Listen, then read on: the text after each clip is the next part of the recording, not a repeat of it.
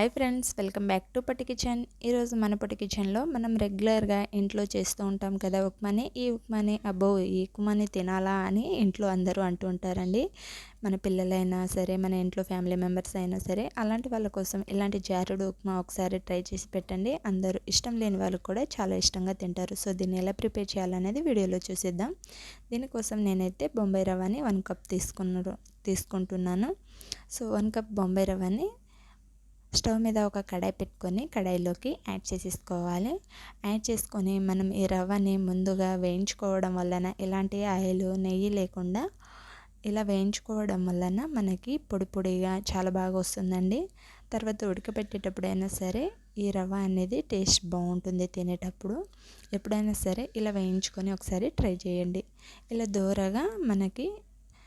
దోరగా వేయించుకొని తీసుకోవాలి. ఇలా వేయించుకున్న దాన్ని ఒక బౌల్లో తీసి పక్కన పెట్టేసుకోవాలి.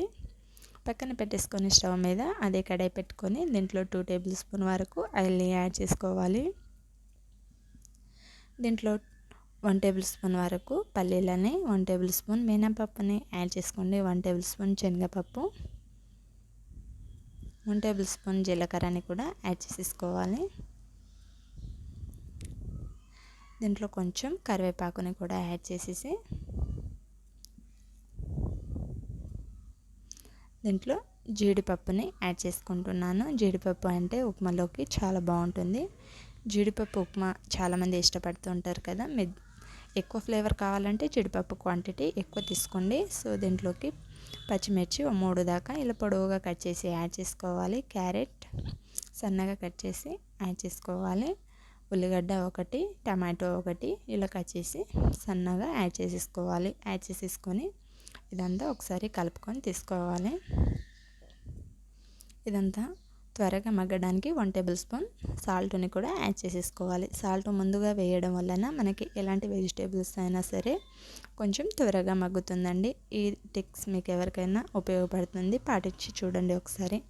సో 1-2 మినిట్స్ పాటు బాగా వెజిటేబుల్స్ అనేవి ఉడికిపోయాక దీంట్లో 1 కప్ రవ్వని తీసుకున్నాం కదా. సో 1 కప్ రవ్వకి 3 కప్స్ వాటర్ తీసుకోండి. పర్ఫెక్ట్గా జారుడు ఉప్మా వచ్చేస్తుంది. ఇంకా జారుడుగా కావాలి అంటే 4 కప్ తీసుకోండి. నేనైతే 3 కప్ క్వాంటిటీతో చూపిస్తున్నాను, పర్ఫెక్ట్గా వచ్చేస్తుంది. ఇలా వాటర్ అనేది బాగా మరిగించుకొని తీసుకోవాలి. వాటర్ అనేది బాగా మరుగుతున్నప్పుడు ఒకేసారి ఉప్మాని వేయకుండా ఇలా కొంచెం కొంచెంగా యాడ్ చేసుకోవాలి. ఒకేసారి వేయడం వలన ఉండలు అయిపోతుంది, సరిగా సెట్ అవ్వదండి. అందువలన కూడా మనకి తినేటప్పుడు ఉప్మా అనేది టేస్ట్ సరిగా కుదరదు. ఇలా కొంచెం కొంచెంగా యాడ్ చేసుకొని చూడండి, మనకి ఎలాంటి ఉండలు లేకుండా పర్ఫెక్ట్గా వచ్చేసింది. ఇలా కలుపుకుంటూ తీసుకోవాలి. దీన్ని ఇలా 2-3 మినిట్స్ బాగా ఉడికిపోయాక దీంట్లో మీద కొంచెం కొత్తిమీరని యాడ్ చేసుకుంటే మనకి కలర్ఫుల్గా చాలా బాగుంటుంది. ఇలా కొత్తిమీరని యాడ్ చేసేసి అంతా ఒకసారి కలుపుకొని తీసుకోవాలి. ఇలా కంప్లీట్గా కలుపుకొని పర్ఫెక్ట్గా ఉడికిపోయింది. మనకి ఈ క్వాంటిటీలో వస్తే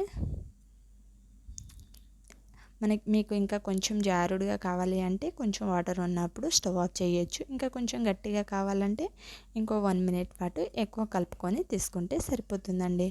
సో నేనైతే ఈ క్వాంటిటీలో జారుడుగా కాకుండా నేరే టైట్గా కాకుండా నేను నార్మల్గా చేస్తున్నాను. ఇలా అయితే ఎవరైనా ఇష్టపడాల్సిందేనండి.